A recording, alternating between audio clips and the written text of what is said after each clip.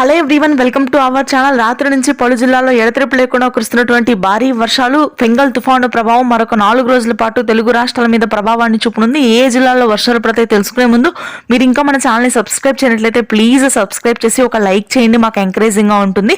ప్రస్తుతానికి అయితే మధ్యాంధ్ర, ఉత్తరాంధ్ర జిల్లాల్లో ఆకాశం మేఘావృతమై ఉంటుంది. ఫెంగల్ తుఫాను ప్రభావం ఉత్తర కోస్తా జిల్లాల మీద ఇవాళ రేపు ఉంటుందని వాతావరణ కేంద్రం వెల్లడించింది. శ్రీకాకుళం, విజయనగరం, విశాఖపట్నం ప్రాంతాల్లో అత్యధికంగా వర్షపాతం నమోదైంది. రాత్రి నుంచి ఈ వర్షాలు 2 రోజుల పాటు కొనసాగుతాయి.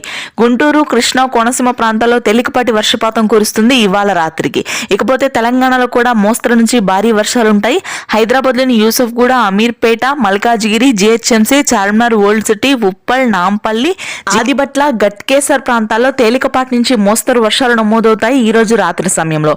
ఇక ఖమ్మం, భద్రాద్రి, కొత్తగూడెం, మేడ్చల్, మంచిర్యాల, రాజన్న సిరిసిల్ల, జయశంకర్ భూపాల్పల్లి, నాగర్ కర్నూల్, యాదాద్రి, కొమరంభీం, జనగామ ప్రాంతాల్లో కూడా తేలికపాటి నుంచి మోస్తరు వర్షాలు 2 రోజుల పాటు కొనసాగనున్నాయి. డిసెంబర్ 5వ తారీఖు వరకు కూడా ఫెంగల్ తుఫాను ప్రభావం ఉంటుంది. నెల్లూరు, ప్రకాశం జిల్లాలో రాత్రికి భారీ వర్షాలుంటాయి. చిత్తూరు, తిరుపతి జిల్లాలో కురిసినటువంటి వర్షాలు కొనసాగుతాయి.